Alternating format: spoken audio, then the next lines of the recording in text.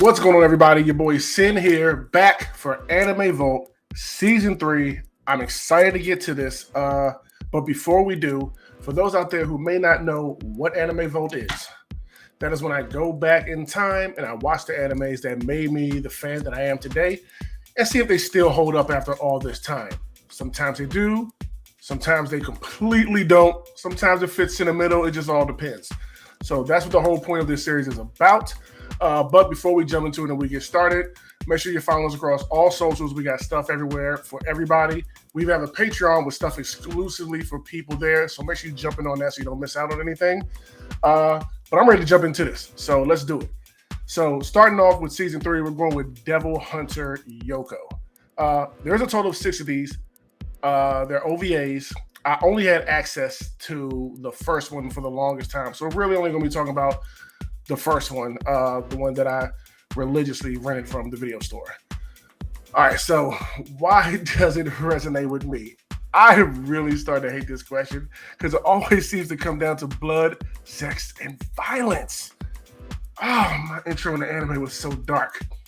I really thought that's what it was going to be, but I actually realized something else going back and revisiting this and watching it.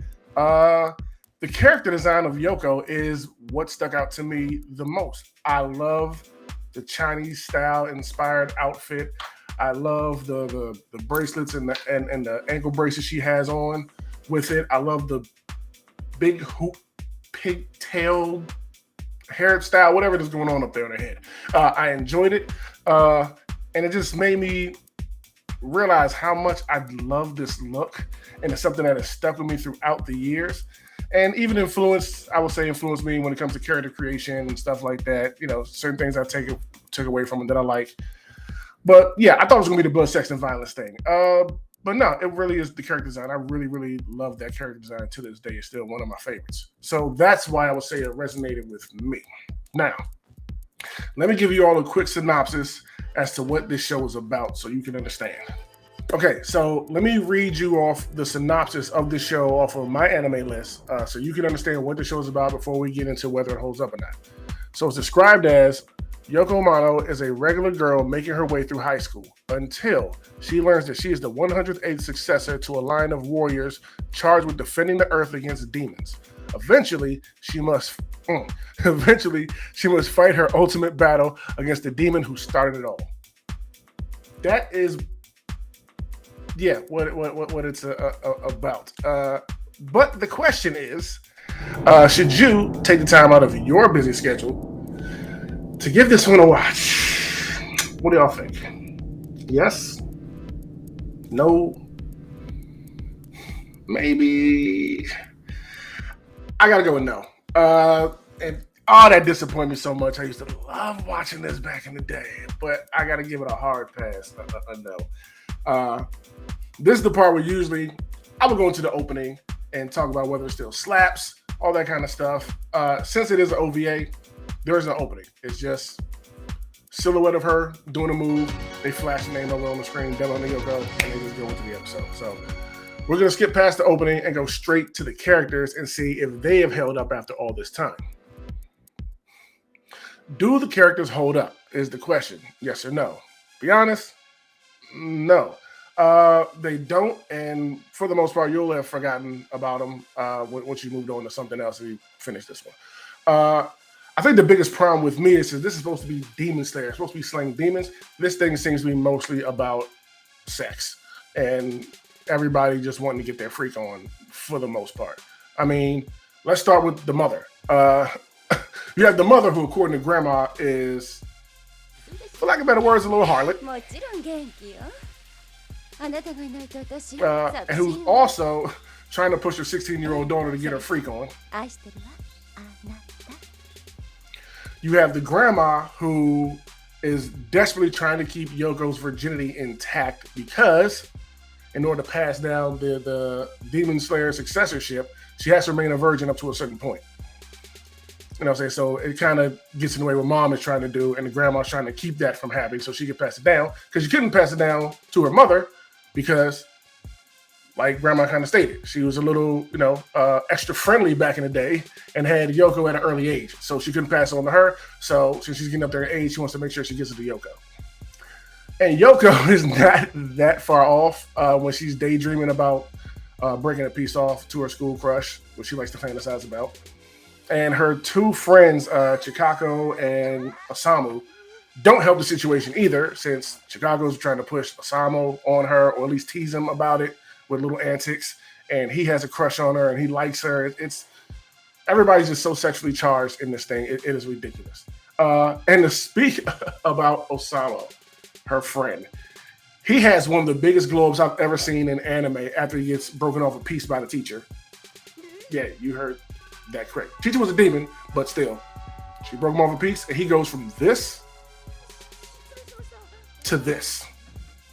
Like, where did he even get the car? His glow up came with a car. Like, I don't know, unbelievable. But yeah, overall, they're not gonna stick. There really isn't no substance to anybody in this. It's just, I guess, a bunch of sexually charged people trying to survive with demons around, but some know and some don't. It's weird. Okay, so let's move on to the genre itself and see how it stacks up after all this time. I would describe this as supernatural horror action comedy. I think is the best way to put it. As far as comedy goes, it really doesn't. I've never once picked this up and watched it for the comedic element, if you will. Never. The horror and the supernatural part of it, it misses for the most part to me. Probably just because some of the music choice they did. Music wasn't scary. It wasn't adding to the ambiance of the scene, or something else was happening in the scene that throws you out of it, out of the horror element of it. I don't know. Like, it really didn't stick like it should have. Probably because they're all focused on sleeping around with each other instead of focusing on demons. But hey, now the action, I will say, is pretty standard for what you would get from an OVA back in 1990. So it was pretty solid in that point. One of my favorite scenes, I think, of all time from anime comes from this. It's something very, very quick, but I love the way it was just animated. When she's fighting the big bad at the end, and she goes to retrieve her sword and turns around and jump off the woman's blade to come down with the finishing blow. I thought that looked really clean, and that's something that's always stuck with me about this. But yeah, like, nothing to write home to. Very standard for something, like I said, that came out in 1990. So let's just get down to overall. So overall, like I stated in the beginning, I'm disappointed because this did not hold up the way I wanted to. Like, when I said I rented this all the time, I did.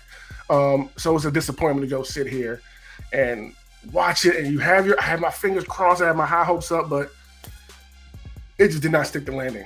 And like I said, later on, I actually ended up getting my hands on the second through the sixth volume. So I sat down and tried to watch those again, here. And by the time I finished with the fourth one, I was done. I just couldn't go any further.